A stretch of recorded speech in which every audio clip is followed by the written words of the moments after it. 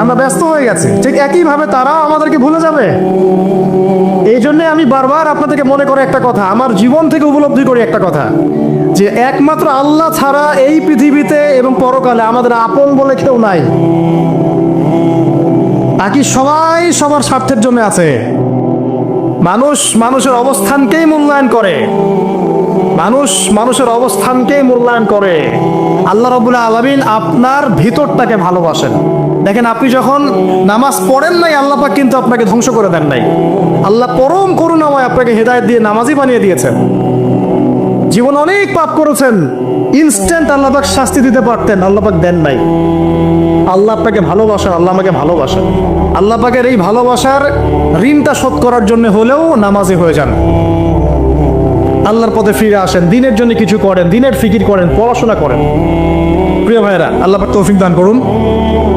দেখুন, এই রিবা থেকে দূরে থাকার জন্য একটা হাদিস যথেষ্ট, যে 4 শ্রেণীর মানুষকে আল্লাহ রাসূল সাল্লাল্লাহু আলাইহি ওয়াসাল্লাম লাআনত করেছেন, অভিশাপ দিয়েছেন। ইনশাআল্লাহ আজকের লেকচার যাদের কানে যাবে, আমরা যদি না খেয়েও মরে যাই, আল্লাহ পাক না খেয়ে মারবেন না ইনশাআল্লাহ। রিজিক আছে, খাবো ইনশাআল্লাহ। কিন্তু হয়তো বা অভাব হবে, টাকা পয়সা একটু কম হতে পারে, অন্যের 10 তলা ফ্ল্যাট হবে, আমার হবে না, ঠিক আছে, অন্যের এত বিঘা বিঘা জমি আমার হয়তো হবে না। কিন্তু ইনশাআল্লাহ তাআলা এই যে দুনিয়ার মুসাফিরের জীবনটা, এটা মুসাফিরের জীবন না? মুসাফিরের জীবনটা কেটেই যাবে ইনশাআল্লাহ। কাটবে না? যে কোনো ভাবে কেটে তো যাবেই ইনশাআল্লাহ। এই যে পরকালের জীবনটা একটা চেতনার শক্তি, জানেন? দুনিয়াতে যত বাধা বিপত্তি আসুক, গাল মন্দ খান, গীবত তহমত খান, কষ্ট হোক, নির্যাতন হোক, একটা বিষয় মনের মধ্যে শান্তি দেয়। কি শান্তি? যে এই দুনিয়ার জীবনটা তো আর চিরস্থায়ী নয়, এটা তো সারা জীবন থাকবে না। ইনশাআল্লাহ এই অবস্থা আস্তে আস্তে পরিবর্তন হয়ে যাবে। ফাইন্না মাআল উসরি ইউসরা, পরকালে ইনশাআল্লাহ পাবো। দুনিয়াতে না পেলে কি হয়েছে, পরকালে পাবো ইনশাআল্লাহ। যুবক ভাই, এসব জেনা ছেড়ে দেন, আল্লাহ রাব্বুল আলামিন আপনার জন্য হুর রেখেছেন জান্নাত, ইনশাআল্লাহ পাবেন ইনশাআল্লাহ। এটা ছেড়ে দেন, সুদ ছেড়ে দেন, আল্লাহ পাক আপনার জন্য হাউজে কাউসার রাখছে ইনশাআল্লাহ, ঠিক আছে? অন্যায় পাপ ছেড়ে দেন, আল্লাহ রাব্বুল আলামিন আপনার জন্য জান্নাত রেডি করে রাখছে ইনশাআল্লাহ। এই দুনিয়ার জীবনটা ধোঁকা, একটা ছোট্ট জীবন, পুরা ধোঁকা, কিচ্ছু নাই এর মধ্যে। আমার কথা শোনেন, এই দুনিয়ার জীবনে কিছুই নাই। চারপাশে অনেক কিছু মনে হবে, আপনার বাড়ি আছে, গাড়ি আছে, স্ট্যাটাস আছে, টাকা পয়সা, প্রতিপত্তি সব আছে। আদতে আপনি একা, আদতে আপনাকে একাই কবরে যাওয়া লাগবে, একাই আল্লাহর সাথে হিসেব নিকাশ দিতে হবে। কেউ নাই সাথে, আমাদের সাথে কেউ নাই। কিন্তু আপনি মনে করছেন যে সেলিব্রিটিজম বড়, আমি পলিটিক্যাল নেতা হয়েছি, আমাকে সবাই চেনে, আমি ইকোনমিক সেক্টরে লিড দেই, রাষ্ট্রকে লিড দেই, আমি ধর্মতাত্ত্বিক ক্ষেত্রে লিড দেই, আমাকে দেখলে মানুষ বাবা দেয়, ইত্যাদি ইত্যাদি। দিন শেষে আমি একা, আপনিও একাই। আমাকেও একাই যেতে হবে, আপনাকেও একাই যেতে হবে। এগুলো সব চারপাশের খালি অন্ধ মোহ, আর কিচ্ছু না। এই মোহের মধ্যে ঢুকে পড়বেন না, আল্লাহ পাক তৌফিক ইনায়াত করুন। নবী সাল্লাল্লাহু আলাইহি ওয়াসাল্লাম বারবার বলতেন, আল্লাহুম্মা ইন্নী আউযু বিকা মিন ফিতনাতিদ দুনিয়া, বলতেন না? হে আল্লাহ, আমি এই দুনিয়ার ফিতনা থেকে তোমার কাছে আশ্রয় প্রার্থনা করছি। ওয়া ইন্নী আউযু বিকা মিন ফিতনাতিন নিসা, আমি মহিলাদের ফিতনা থেকেও আশ্রয় প্রার্থনা করছি। আরো দোয়া করতেন, আল্লাহুম্মা ইন্নী আউযু বিকা মিন আযাবিল কবর, হে আল্লাহ, আমি কবরের আযাব থেকে আশ্রয় প্রার্থনা করছি। ওয়া আযাবি জাহান্নাম, জাহান্নামের আযাব থেকে আশ্রয় প্রার্থনা করছি। ওয়া মিন ফিতনাতিল মাহইয়া ওয়াল মামাত, জীবন মৃত্যুর ফিতনা থেকে আশ্রয় প্রার্থনা করছি। ওয়া মিন শাররি ফিতনাতিল মাসিহিদ দাজ্জাল, এবং দাজ্জালের ফিতনা থেকে আশ্রয় প্রার্থনা করছি। দাজ্জালে পরে আসবো ইনশাআল্লাহ। দাজ্জাল নিয়ে আলোচনা করলে আবার কিছু মানুষ খারেজি ট্যাগ লাগাই দিতে পারে, ওই জন্য এদিকে আমি এখন যাচ্ছি না। হ্যাঁ, সামনে আসে তো রিবা, রিবার বিষয়টা বলছিলাম। আইয়ামে জাহিলিয়াতে যে সেই রিবা এখনকার বিশ্বে আছে কি নাই বলেন? ওই সময় না হয় মক্কায় ছিল, এখন কি সারা বিশ্বব্যাপী নাই? বিশ্বের কোনো কান্ট্রি রিবা মুক্ত না, বিশ্বের কোনো দেশ রিবা থেকে মুক্ত থাকতে পারবে না, এই বিশ্ব পরিচালনা যারা করছে ওদের আন্ডারে থাকলে। কখন হবে বিশ্ব রিবা মুক্ত? একদিন বিশ্ব রিবা মুক্ত হবে ইনশাআল্লাহ। একদিন না একদিন এই বিশ্বটা সুদ মুক্ত হবে ইনশাআল্লাহ তাআলা। তখন জালেম পার পাবে না, মাজলুমের রক্ত শ্রম বৃথা যাবে না ইনশাআল্লাহ। কবে, কত বছর পর আমি জানি না, কিন্তু এতটুকু জানি যে মালহামার পরে যখন আল মাহদি আসবেন, এবং তারপর যখন মাসিহুদ দাজ্জাল বের হবে এবং ঈসা ইবনে মারইয়ামকে আল্লাহ পাক নামিয়ে দিবেন, তার হাতে যখন দাজ্জাল নিহত হবে এবং জেরুজালেম থেকে যখন পুরো বিশ্ব শাসন করা হবে মুসলিমদের হাতে, তখন রিবা বলে কিচ্ছু থাকবে না পৃথিবীর ইনশাআল্লাহ। তার আগ পর্যন্ত এই অবস্থা সলভ হবে কিনা আমরা জানি না, হতেও পারে নাও হতে পারে, তবে ওই সময় যে হবে নিশ্চিত ইনশাআল্লাহ। আসুন, আইয়ামে জাহিলিয়াতের আরেকটা বড় পাপ ছিল যে এক ভাই বলেছেন, সেটা হচ্ছে নারীর অবমাননা। কে বলেছে এই কথাটা? সামনে একজন। হ্যাঁ, আইয়ামে জাহিলিয়াতের অন্যতম একটা সেরা পাপ ছিল কি? নারীর অবমাননা। এটা নিয়ে কি বলতে হবে? এখন ধর্মের মধ্যেও আমরা নারীদেরকে অবমাননা করছি। বহু নামাজি ব্যক্তি আছে আমাদের মধ্যে, দেখবেন বোনের সম্পত্তি দেয় নাই, মেয়েকে শিক্ষিত করতে চাচ্ছেন না। কেন চাচ্ছেন না? ওর কি অধিকার নাই শিক্ষার? আপনি কি জানেন যে আয়েশা রাদিয়াল্লাহু আনহার কাছে বহু সাহাবী হাদিসের তালিম নিয়েছেন, বহু হাদিস শিখিয়েছেন কে? মা আয়েশা রাদিয়াল্লাহু আনহা। তো তিনি যদি শিক্ষিত না হতেন শেখাতে পারতেন? তো মেয়েদের শিক্ষার দরকার আছে না? হ্যাঁ, কি বিষয় দরকার? তাদের উপযুক্ত পরিবেশ নিশ্চিত করতে হবে, নিরাপত্তা, পর্দা এগুলো নিশ্চিত করতে হবে। তারপরে মেয়েদেরকে আপনি অবশ্যই শিক্ষিত করবেন। ঘরের কোণায় বসে রাখতে কে বলেছে? আপনি নিরাপদ পরিবেশ দেন, পর্দা দেন, তারা মাদ্রাসায় যাবে, পড়াশোনা করবে। ঠিক আছে? আল্লাহ পাক আমাদের মা বোনদেরকে শিক্ষিত করার তৌফিক দান করুন, আমিন। ভালো ভালো কোয়ালিটি সম্পন্ন মহিলা মাদ্রাসা গড়ে তোলেন। আর মেয়েরা যদি শিক্ষিত না হয় তাহলে আমাদের বাড়ির বউরা শিক্ষিত হবে না। আর বউ শিক্ষিত না হলে আপনি একা শিক্ষিত হয়ে লাভ দেয়। তখন ওই যে বললাম টর্চার সেল, ওই টর্চার সেলে ঢুকতে হবে আর কি। কথা বুঝতে পারছেন না? আগে বিয়ে শাদী করেন, বুঝবেন ইনশাআল্লাহ। আর যারা করেছেন তারা অলরেডি হাসছে যে মিটমিট করে দেন। ঠিক আছে? আচ্ছা, সামনে আসেন। দেখেন মেয়েদের অবমাননা কিভাবে দেখাবো। সবচেয়ে বড় অবমাননা হচ্ছে ওদের দেহটাকে আমরা এখন পণ্য বানিয়েছি। এই যে পর্নোগ্রাফি দেখেন, এই মেয়েগুলোর ইজ্জতের কোনো দাম নাই। মানে তাদের দেহটাকে একটা ব্যবসার সামগ্রী বানানো হয়েছে।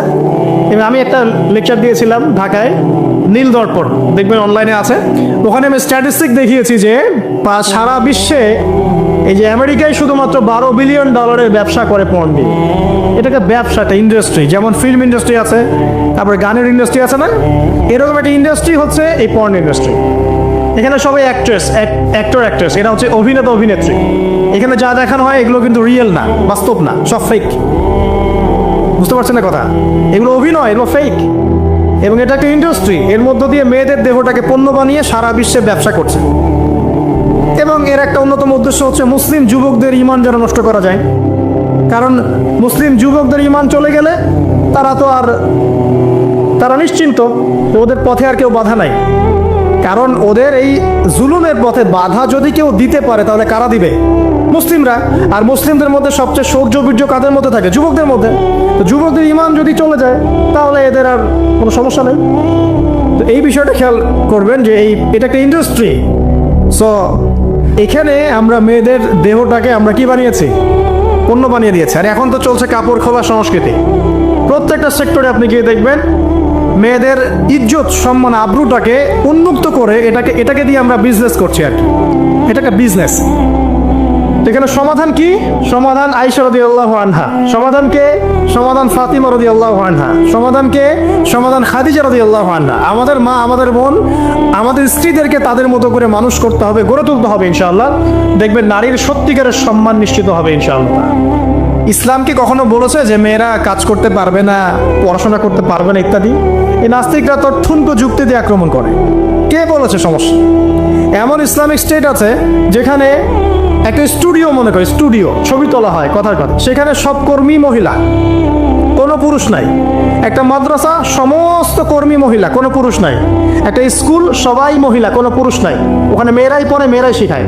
জায়েজ না জায়েজ বলেন? একটা নিরাপদ পরিবেশে যদি মেয়েরাই মেয়েদের দায়িত্ব নিয়ে পড়াশোনা করায়, ব্যবসা করে, অন্য কিছু করে, জায়েজ না জায়েজ? তাহলে পরিবেশ নিশ্চিত করাটা হচ্ছে চ্যালেঞ্জ।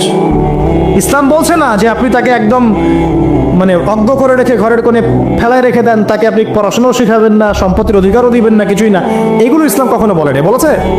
আরে বোকা মানুষ, রাসূলুল্লাহ সাল্লাল্লাহু আলাইহি ওয়াসাল্লামের সময় তো মহিলা সাহাবীরা উহুদের যুদ্ধ করেছে। কি শুনলেন? রাসূল সাল্লাল্লাহু আলাইহি ওয়াসাল্লামের সময় মহিলা সাহাবী উহুদের যুদ্ধও করেছে। উহুদের যুদ্ধের নাম শুনেছেন? ওখানে মহিলা সাহাবীও ছিল, তীরন্দাজ। তাহলে মহিলারা কি করে নাই নবীর যুগে? আর খাদিজা রাদিয়াল্লাহু আনহা যত বড় ব্যবসায়ী ছিলেন, এখন এত বড় ব্যবসায়ী পাবেন? কোনো মেয়ে আছে এত বড় ব্যবসায়ী? উসমান রাদিয়াল্লাহু আনহু যত বড় বিজনেসম্যান ছিলেন, এখন এত বড় বিজনেসম্যান আছে? তো কি ছিল না সেই স্বর্ণযুগে? ওই স্বর্ণযুগের সুন্নতি আমাদেরকে আমল করতে হবে। আল্লাহ পাক তৌফিক এনায়েত করুন, আমিন। প্রিয় মা ও বোনেরা, পর্দা ছাড়বেন না। আপনাদের জন্য 4টা কাজ: স্বামীর আনুগত্য করা, লজ্জাস্থানের হেফাজত করা, আপনার 5 ওয়াক্ত সালাত ঠিকঠাক মতো আদায় করা এবং রমজান মাসে সাওম রাখা। নবীজি বলেছেন সাল্লাল্লাহু আলাইহি ওয়াসাল্লাম, জান্নাতের যে কোনো দরজা দিয়ে ইচ্ছা আপনি প্রবেশ করতে পারবেন। আপনার জন্য সহজ। আর স্বামীর আনুগত্য বলতে আমি বুঝাইনি স্বামীর দাসত্ব করতে হবে, এটা বলিনি। এখনকার কিছু ফ্যামিলিস্ট মেয়ে আছে, ওরা আনুগত্য শব্দ মনে হয় যে দাসত্ব মনে হয়। আনুগত্য আর দাসত্ব এক জিনিস না। আনুগত্য কি? স্বামী কোরআন সুন্নাহর অনুকূলে কোনো কথা বলেছে, আপনি মানবেন। স্বামী বলছে পর্দা করো, তোমাকে ভালোবেসে বলছি তুমি পর্দা করো, তুমি আমার অনেক প্রিয় একজন মানুষ, তুমি বেপর্দায় বাইরে যাবা আর লোকজন দেখবে, কেমন হয়? ঠিক আছে, তোমাকে তো আমি বিয়ে করেছি, তুমি আমার, মানুষ তোমাকে দেখবে কেন? ঠিক আছে, তো এখন স্বামী ভালো কথা বলেছে, আপনি শুনলেন, এটা আনুগত্য। আর ওই স্বামী যদি বলে আসো তো আমার কলিগরা এসেছে, ওকে খাবার সার্ভ করতে হবে, আসো খাবারটা পরিবেশন করো, এখন আপনি বেপর্দা হয়ে আপনার স্বামীর কলিগের সামনে খাবার পরিবেশন করতে শুরু করলেন, এটা কি আনুগত্য করতে হবে না? তখন আপনি আনুগত্য করবেন না। সিম্পল, কোরআন সুন্নাহর অনুগত কাজে আপনি স্বামীর আনুগত্য করবেন, বিপরীতে গেলে আপনি করবেন না। স্বামীর আনুগত্য মানে স্বামীর দাসত্ব নয়। আর এই হাদিসটা আপনি কেন ভুলে যান যে আল্লাহ রাসূল সাল্লাল্লাহু আলাইহি ওয়াসাল্লাম বলেছেন, আল্লাহ ছাড়া যদি কাউকে সেজদা করা যেত, সম্মান বুঝাচ্ছেন, আল্লাহ ছাড়া যদি কাউকে সেজদা করা জায়েজ হতো, আমি মেয়েদেরকে বলতাম যেন স্বামীকে সেজদা করে। কেন? কারণ আপনাকে রেসপন্সিবিলিটি, আপনার খাবার, আপনার ফুড, আপনার শেল্টার, আপনার মানে পুরো দায় দায়িত্ব নিজের হাড় ভাঙা পরিশ্রম দিয়ে, জীবনের ঝুঁকি নিয়ে স্বামী আপনার জন্য করে। সে আপনার সম্মান পাওয়ার যোগ্য তো? সে কি আপনার সম্মান পাওয়ার যোগ্য নয়? আপনি যদি সম্মানের হক আদায় না করতে পারেন তাহলে আপনি অকৃতজ্ঞ। আর অকৃতজ্ঞ মেয়ে কখনো জান্নাতে যাবে? একটা হাদিসে আছে, বেশিরভাগ মেয়ে জাহান্নামে যাওয়ার অন্যতম কারণ হচ্ছে তারা স্বামীর সাথে কুফুরি করে। কি করে? মানে সারা জীবন স্বামী ভালোবেসে যায়, ভরণ পোষণ দিয়ে যায়, সব চাহিদা পূরণ করে যায়, একদিন দেখবেন কথা কাটাকাটি হয়েছে, ওই দিন বলে বসবে যে তোমার কাছে আমি কিচ্ছু পাই না সারা জীবন। এই যে কুফুরি, এই কারণে তারা জাহান্নামে যেতে পারে বেশি। আল্লাহ হেফাজত করুন। আরেকটা কারণ হচ্ছে যে বেপর্দা। আপনাকে 4টা মূলনীতি ফলো করতে হবে। 1, এমন কোনো পোশাক পরবেন না যে পোশাকটা আটো সাটো, যেটা পরলে আপনার গায়ের কাঠামো বোঝা যায়। এটা বোরখা হলেও পরা যাবে না। আমি কি বুঝাতে পারছি? ডিজিটাল বোরখা দেখেন নাই? দেখছেন? মাশাআল্লাহ। আর কারা কারা দেখছেন? এদিকে চোখ বেশি যায় না? আচ্ছা, এমনি দেখা যায়, চোখ দিতে হয় না, এমনি দেখা যায়। ডিজিটাল বোরখা চলবে না, ডিজিটাল বোরখা চলবে না। আমার মত, এটা আমি মত দিচ্ছি, আমি আল্লাহর রাস্তায় সময় দিয়েছি অনেকদিন, এবং এখানে যে পর্দাটা শেখানো হয় এরকম পর্দা আমি অন্য কোথাও দেখিনি। এত চমৎকার পর্দা শেখানো হয়। কারা কারা সময় লাগিয়েছেন? 3 দিন 7 দিন সময় দিয়েছেন কারা কারা? বেশিরভাগই দেন নাই, সমস্যা নাই, দিতে হবে। আমি বাধ্যতামূলক বলিনি আপনাকে, বলেছি এখানে পর্দা শেখানো হয়, চমৎকার পর্দা শেখানো হয়, যে এখানে চোখটা পর্যন্ত তাদের ঢেকে রাখার তালিম দেওয়া হয়। যাই হোক, যেখানেই শেখেন, অ্যাটলিস্ট পর্দাটা শিখলেই হলো। এমন পোশাক হবে না যেই পোশাকটা আটো সাটো, যেটা পরে আপনার গায়ে কাঠামো বোঝা যায়। 2 নম্বরে, এমন পোশাক পরা যাবে না যে পোশাকটা পরলে বাহির থেকে ভিতরের অঙ্গ দেখা যায়। দেখেছেন? দেখেন নাই? দেখছেন হুজুর? আচ্ছা, আপনারা তো সব দেখেন দেখি। তারপরে 3 নাম্বার, এমন পোশাক পরা যাবে না যেটা অমুসলিমদের সাথে সাদৃশ্য আছে। কথা বুঝতে পারছেন? অমুসলিমদের ধর্মীয় বিষয়ের সাথে সাদৃশ্য আছে এমন পোশাক মুসলিম মেয়েদের পরা যাবে না। এর মানে এই নয় যে অন্য ধর্মকে আপনি আক্রমণ করবেন, এটাও নয়। যে যার ধর্ম তাদের স্বাধীনতা মতো পালন করবে। মুসলিমরা বাধা দিবে না। মুসলিমরা দাওয়াত দিতে পারে। কি করতে পারে? দাওয়াত দিতে পারে যে ভাই, এই যে লা ইলাহা ইল্লাল্লাহ কনসেপ্ট আপনাকে বুঝাচ্ছি, আল্লাহ ছাড়া কোনো মাবুদ নাই, মুহাম্মদ সাল্লাল্লাহু আলাইহি ওয়াসাল্লাম সর্বশেষ রাসূল, এই কোরআন পড়ুন, হাদিস পড়ুন, দেখুন এটাই হচ্ছে মানবতার মুক্তির সনদ। এরপর যদি সে ইসলাম কবুল করে আলহামদুলিল্লাহ, যদি না করে এর হিসাব কে দিবে? সে নিজে দিবে। এর হিসাব কি আমাকে দেওয়া লাগবে? দেওয়া লাগবে না। তো অমুসলিমদের সাথে সাদৃশ্য হচ্ছে এমন পোশাক চলবে না। আর 4 হচ্ছে, পুরুষরা মেয়েদের পোশাক পরতে পারবে না, মেয়েরা পুরুষদের পোশাক পরতে পারবে না। জি, আপনাদেরকেই বলছি, আপনারা জিন্স পরতে পারবেন না, মেয়েদেরকে বলছি, এবং টি শার্ট পরতে পারবেন না। আপনারা ওই যে যা ইচ্ছা তাই ড্রেস পরে বলবেন যে 1000 বছরের সভ্যতা সংস্কৃতি, এসব বাজে কথা চলবে না এখানে। এটা 1000 বছরে কোনোদিন আমাদের দাদা নানিরা এগুলা কখনো পরে নাই। পরছে? আপনার দাদি কখনো এরকম পরছিল শাড়ি? তো এই যে বললো 1000 বছর থেকে পরে আসতেছে নাকি। সুবহানাল্লাহ। তো এখানে বিষয়টা হচ্ছে পুরুষ মেয়ের পোশাক পরতে পারবে না, মেয়ে পুরুষের পোশাক পরতে পারবে না। আমি খুব সংক্ষিপ্ত করে আপনাকে কোরআন সুন্নাহ থেকে 4টা মূলনীতি বলে দিলাম। এই 4টা মূলনীতি কোরআনেও আছে, হাদিসেও আছে। আসেন, এই যে নারীর অবমাননা, এই বিষয়টা আইয়ামে জাহিলিয়াতে যেমন ছিল, এখন দেখবেন আরো বড় পরিসরে এসেছে। আসলে এই যে ফ্যাশন শো, দেহের প্রদর্শনী, বিভিন্ন ফিল্মস দেখবেন, ফিল্ম ইন্ডাস্ট্রিজে দেখবেন, মিউজিকে দেখবেন, পর্নে দেখবেন, মেয়েদের দেহটাকে নিয়ে ব্যবসা করা হচ্ছে। আগে তো না হয় কন্যা সন্তান হলে জীবন্ত পুঁতে ফেলতো নাকি, এখন যদি গর্ভের বাচ্চা মেয়ে জানে, অনেকে আগেই মেরে ফেলায়। বোঝেন নাই মনে হয়? অনেকে যদি জানে যে গর্ভে মেয়ে সন্তান আছে, আগেই মেরে ফেলায়। এমন অনেক দেশ আছে, আমি নাম বলছি না দেশের সঙ্গত কারণে, যে সে দেশে এরকম মেয়ে সন্তানকে এই যে খালাস করে ফেলার, নষ্ট করে ফেলার, ভ্রূণ নষ্ট করার আলাদা ক্লিনিক আছে, আলাদা হসপিটাল আছে। বলে নাউজুবিল্লাহ। তো আসলে ওই 1450 বছর আগের মানুষটা বেশি বর্বর ছিল না, আমরা বেশি বর্বর? এই অধিকারের কথা বলে বলে আমরা মেয়েদের দেহটাকে নিয়ে এখন মস্করা করছি, তামাশা করছি। সবচেয়ে সেরা অধিকার কোথায় পাবে? কোরআনে পাবে, হাদিসে পাবে, ইসলামে পাবে। তার পর্দা নিশ্চিত হবে, দেহ সেফ থাকবে, তার ইজ্জত নিশ্চিত হবে, ইজ্জত সেফ থাকবে, তার সম্মান সেফ থাকবে, তাকে রাজরানীর মতো স্বামী বাসায় রাখবে, কারণ সে হচ্ছে তার কাছে সবচেয়ে মূল্যবান প্রিয় বস্তু। শুধু তাই নয়, সম্পত্তির অধিকার তাকে দিতে হবে। একজন মেয়ে তার ভাইয়ের সম্পত্তি পাবে, তার বাবার সম্পত্তি পাবে, তার স্বামীর সম্পত্তি পাবে, সব দিক থেকে সে সম্পত্তি পাবে। আর একজন ছেলে কিন্তু সব দিক থেকে সম্পত্তি পাবে না। এই বিষয়গুলো যখন এক শ্রেণীর মানুষ বোঝে না, তখন ইসলামের বিরুদ্ধে অহেতুক প্রোপাগান্ডা চালানো শুরু করে। সবচেয়ে সেরা সম্মান রক্ষার উদাহরণ দেয়া হয়েছে ইসলামে, কোরআনে এবং হাদিসে। এই কথাটা আপনাদের মা বোনদেরকে বুঝাবেন, তবে নম্রতার সাথে বুঝাবেন, কারণ উচ্চ বাচ্চা করলে তারা কথা শুনবে না। আল্লাহ রাসূল সাল্লাল্লাহু আলাইহি ওয়াসাল্লাম বলেছেন, কিছুটা বাঁকা হাত দিয়ে তাদেরকে তৈরি করা হয়েছে। যদি আপনি শক্ত করে চাপ দিতে যান তাহলে ভেঙে যাবে, আর যদি আপনি ওই অবস্থায় ছেড়ে দেন তাহলে বাঁকাই থেকে যাবে।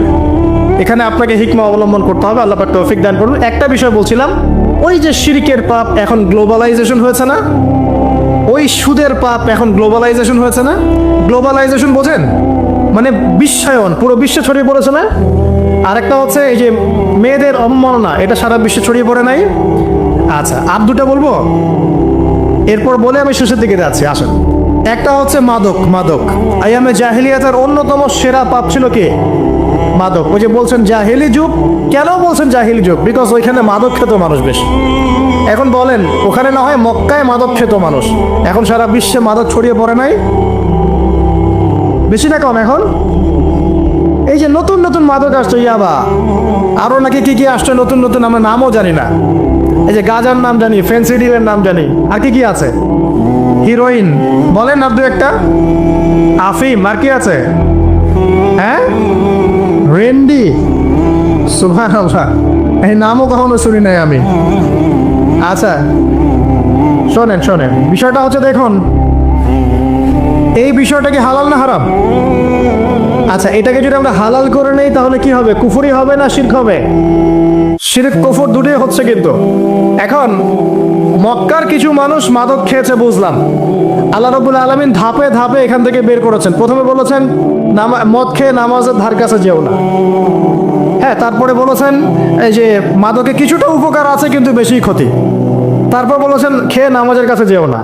তারপর ধাপে ধাপে শেষের দিকে এসে আল্লাহ পাক বলেছেন যে এটাকে ছেড়ে দাও। সূরা মাইদায় পড়ে দেখেন, এটা শয়তানের কাজ। তখন সাহাবায়ে কেরাম রাদিয়াল্লাহু আনহুম পুরোপুরি মাদক থেকে নিজেদেরকে মুক্ত করলেন। এরপরে কি কখনো তারা মাদক ছুঁয়েও দেখেছেন? বরং মাদক দ্রব্য সেবন করলে 40টা লাঠি বেত্রাঘাত করতে হয়, ইসলামিক শাস্তি। কয়টা লাঠি? আর ওমর রাদিয়াল্লাহু আনহুর সময়ে 40 লাঠিকে বাড়িয়ে 80 লাঠি করা হয়েছে। কত লাঠি?